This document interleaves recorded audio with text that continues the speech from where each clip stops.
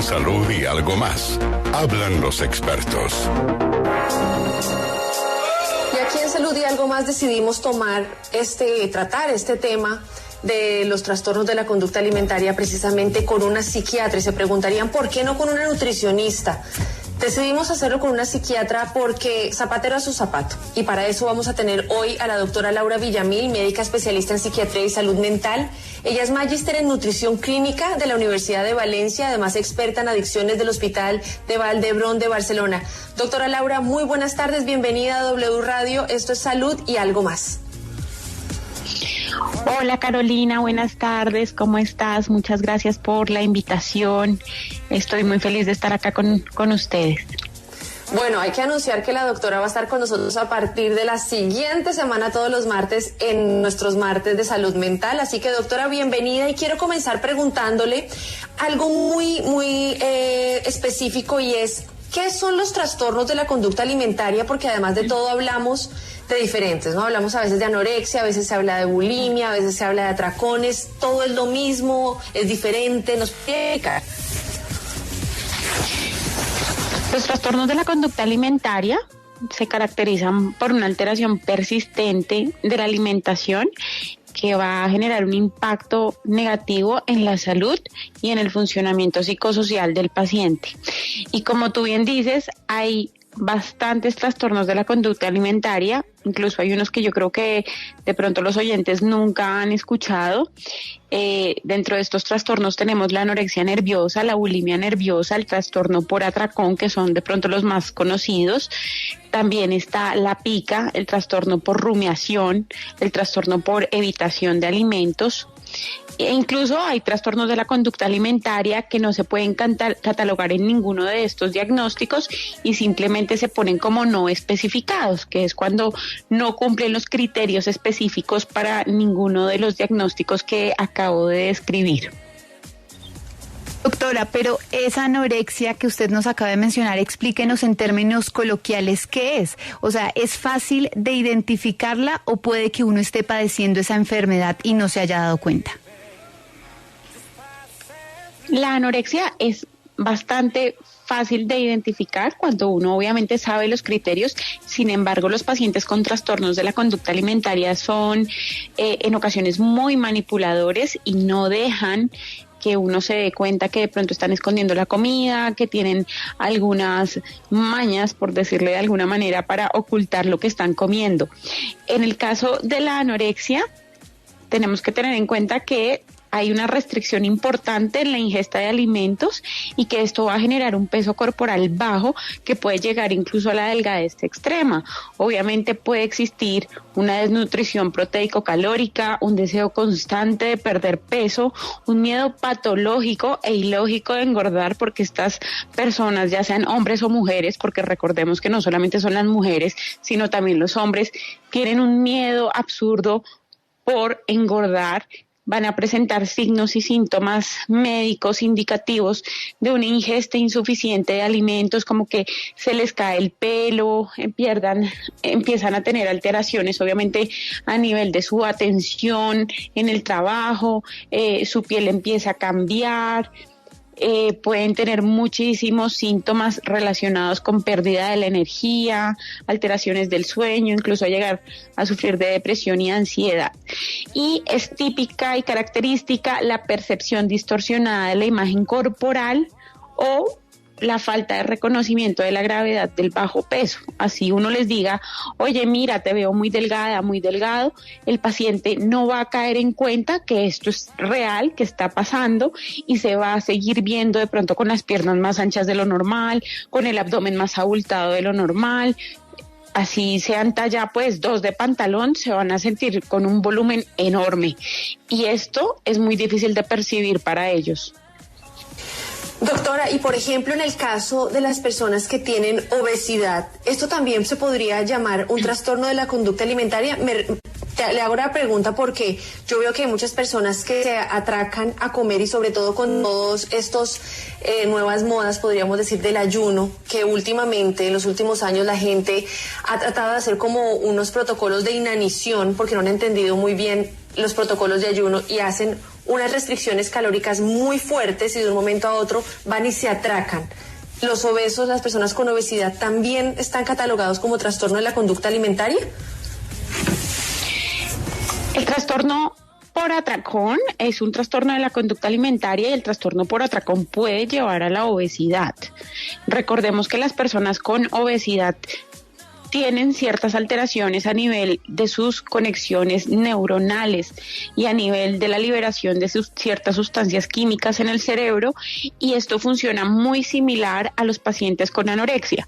Porque el paciente con anorexia genera dopamina, genera sensación de felicidad al no comer, ¿sí? Por el contrario, los circuitos de recompensa en la persona obesa, en la persona que sufre de un trastorno por atracón, se activan en el momento en el que llegan y atracan la despensa o la nevera, ¿sí? Pero finalmente son los mismos circuitos cerebrales los que se activan, ¿sí? Y es un tratamiento muy similar porque ambos funcionan como una adicción, solo que en un caso es una adicción a no comer y en el otro caso es a comer ya demasiado, ¿sí? Y finalmente en los dos casos hay algo, pues obviamente emocional muy importante. Hay un vacío emocional que lleva a uno a no comer y al otro a querer tapar todas estas emociones negativas, a tapar esa sensación de vacío con comida. Entonces realmente son más similares de lo que uno podría pensar.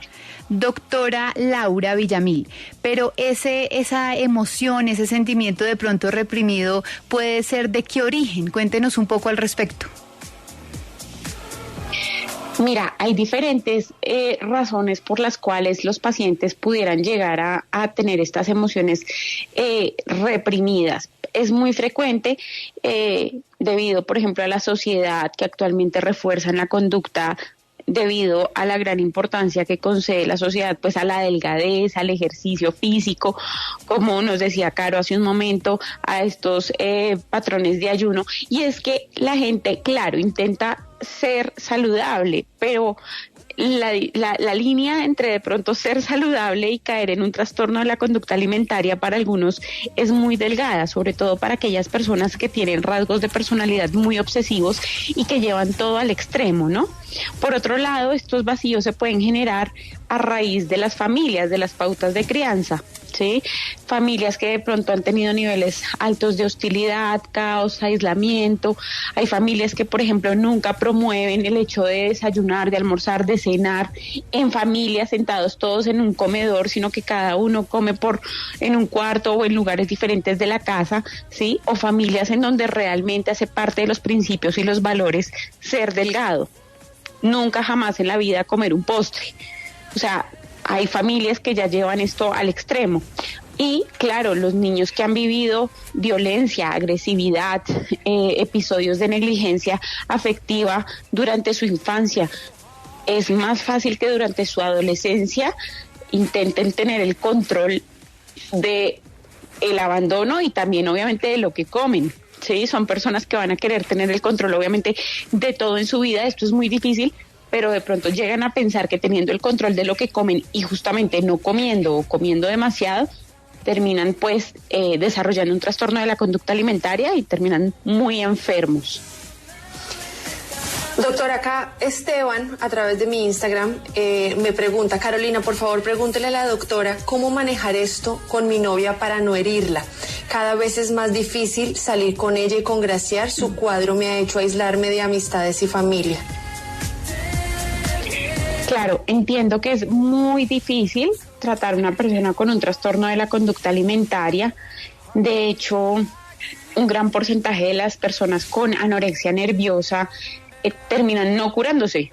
Aproximadamente el 10 al 15% de las personas con anorexia terminan, por ejemplo, en suicidio, terminan teniendo fallas multiorgánicas por las alteraciones que genera esta enfermedad a nivel del corazón, a nivel de los riñones, a nivel pues orgánico, ¿sí?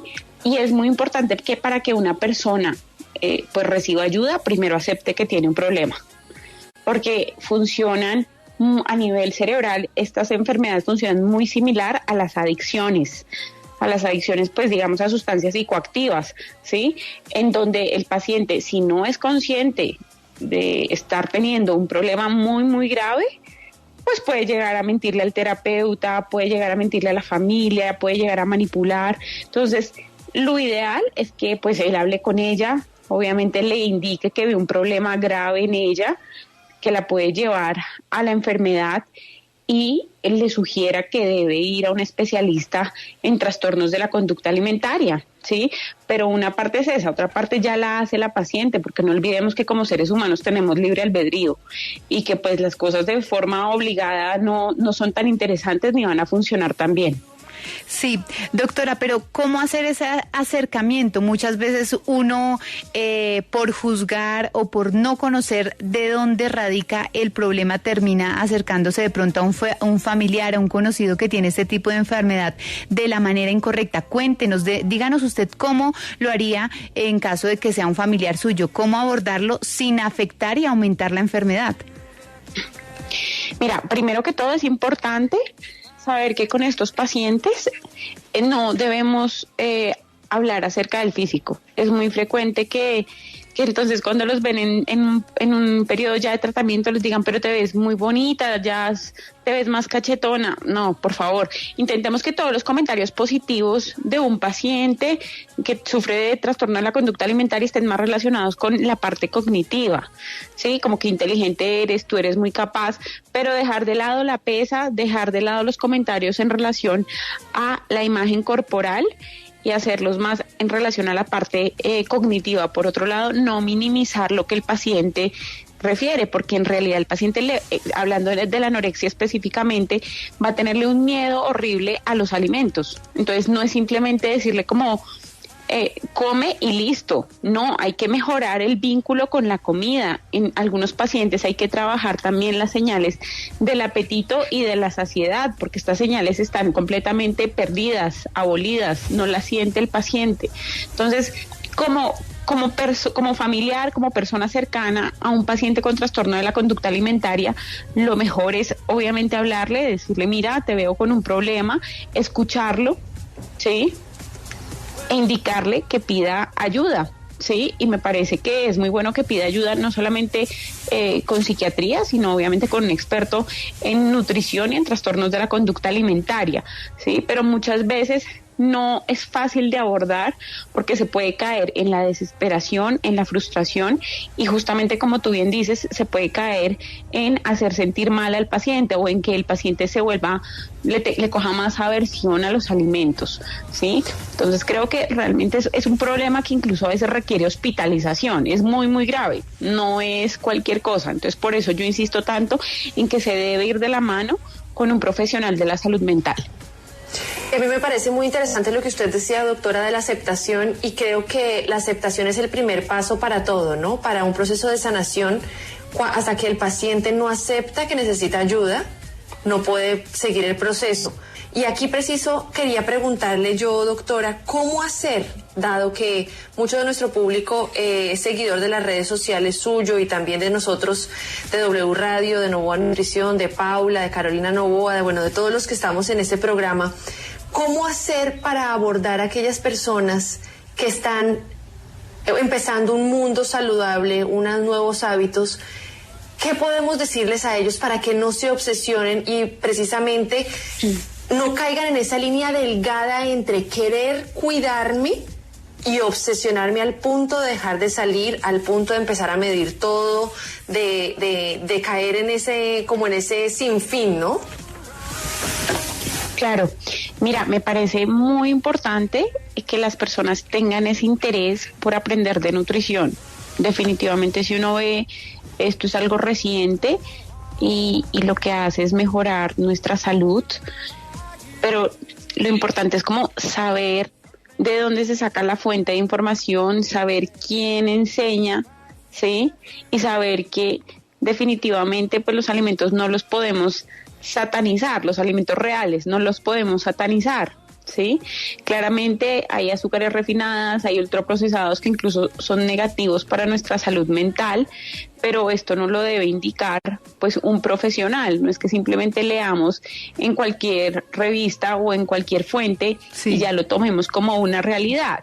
Entonces sí me parece que la persona que esté interesada en iniciar un proceso lo haga de la mano con un nutricionista, con un nutriólogo, con una persona que sepa del tema y esta persona sepa que en el momento que se le inicia un protocolo hay varios factores que se tienen que tener en cuenta. No es lo mismo iniciar un protocolo a un hombre que a una mujer, que a un niño, que a una mujer embarazada, ¿sí? Sí. También es importante tener en cuenta que pues una persona con anorexia, con bulimia, también se debe tratar de una forma completamente diferente y que muchas veces en general no es bueno empezar a contar calorías ni empezar a pesar las cosas pues en la gramera porque se puede caer en esto. Porque una vez alguien ya empieza a tener interés por este tema, pues es por algo. Entonces también hay que identificar por qué es y si es definitivamente porque no se quiere, porque tiene un problema de autoestima, pues está en riesgo de caer en un trastorno de la conducta alimentaria. Y en estos casos lo más fácil es que este paciente simplemente aprenda un poco de nutrición, mejore sus vínculos con la comida y aprenda a comer, pero de acuerdo a sus señales de apetito y de saciedad, no tendiendo a contar calorías o a pesar los alimentos, porque tiene mayor riesgo de caer en un trastorno de la conducta alimentaria. Entonces, definitivamente, cada paciente es completamente diferente y esto pues debe evaluarlo el profesional en nutrición. Bueno, pues doctora, muy importante esa aclaración, no dejarse llevar por tantos mensajes que están en las redes sociales, sino entender que cada organismo es diferente y que hay que buscar el especialista de acuerdo a la raíz de nuestro problema. A esta hora nos está llamando William. William, ¿de dónde nos llama y cuál es su pregunta para nuestra psiquiatra?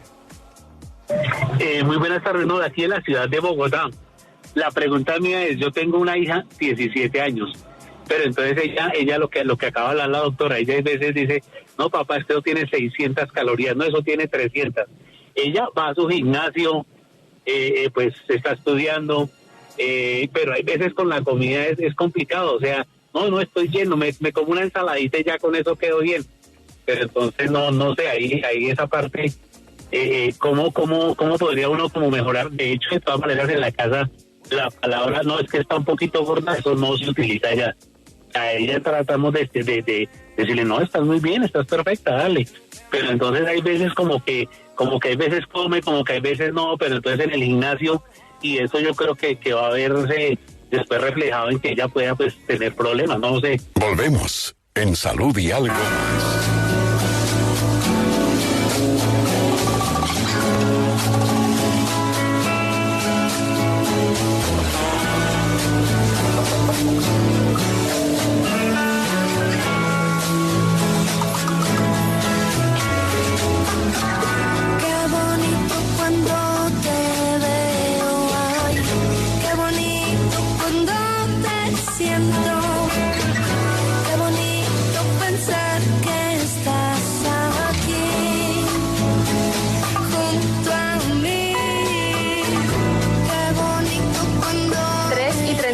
De la tarde del viernes 20 de enero.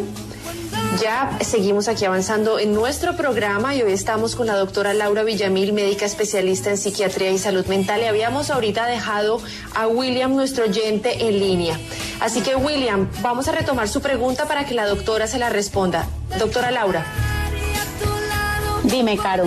Sí, mira, entonces de acuerdo a lo que William nos comentaba, pues realmente es un síntoma que puede decirnos muchas cosas. Puede ser que tu hija sí esté sufriendo de un trastorno de la conducta alimentaria, puede ser que simplemente le esté dando mayor importancia porque en el colegio eso está sucediendo.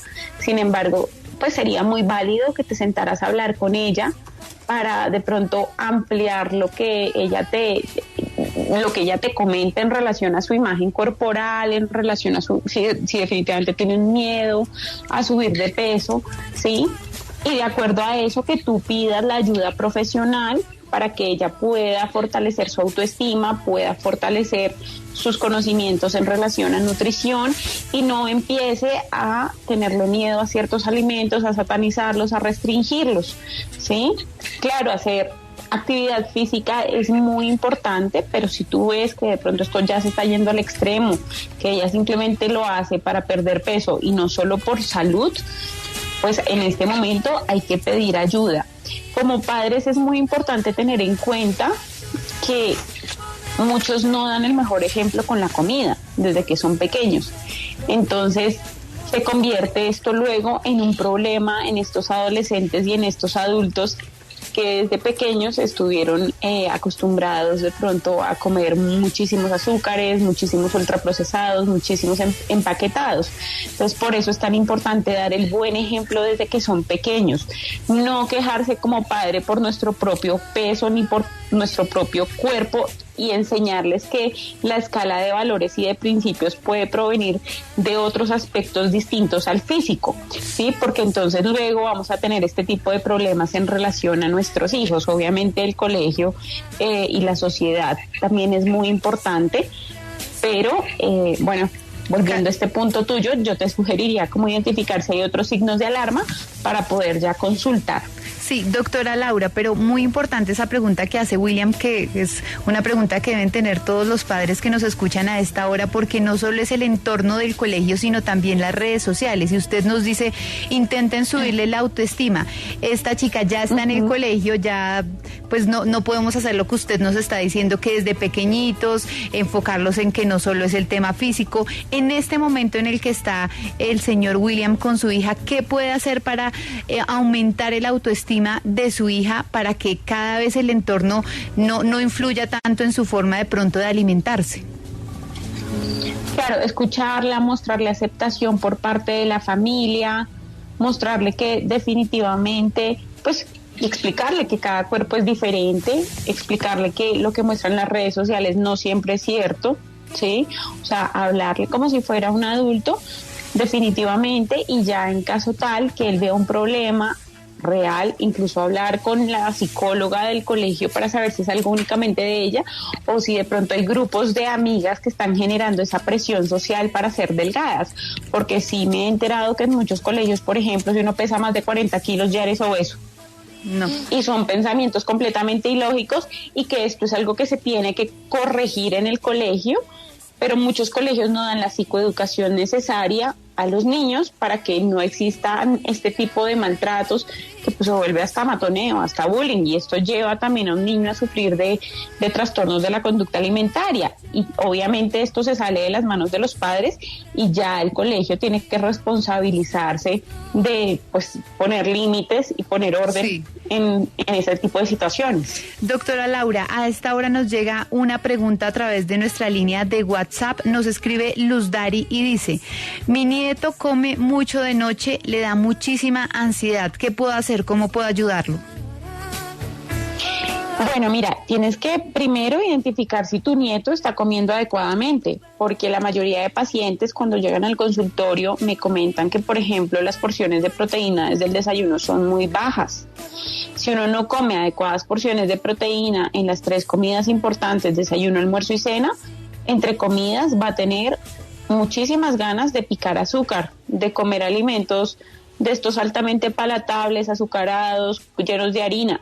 Entonces tocaría entrar a ver si tu nieto definitivamente se está alimentando de una forma saludable. Luego de verificar esto, identificar si de pronto tu nieto está sufriendo de ansiedad por alguna situación de su vida, hablar con él. Y si definitivamente está sufriendo de algún tipo de ansiedad, hay algo que lo preocupe, o de hecho hay algún antecedente de obesidad o de trastorno de la conducta alimentaria en la casa, pedir ayuda, pero yo empezaría sobre todo por ver si se están alimentando adecuadamente en esa casa. Doctora Laura, precisamente hablando de la ansiedad, cuéntenos sobre el ayuno. En caso de que una persona tenga algunos patrones de los que usted ha contado, o que sepa que se está volviendo obsesiva con el metro, con la pesa, ¿qué tan bueno o qué tan benéfico es ayunar? ¿Cuál, desde su perspectiva de psiquiatra, cuál es su recomendación?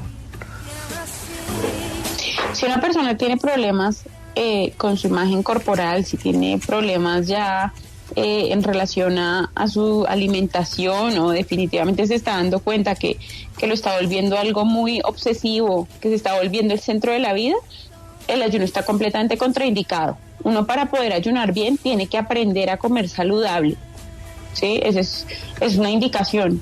Si uno no aprende a comer saludable previamente, no ayune.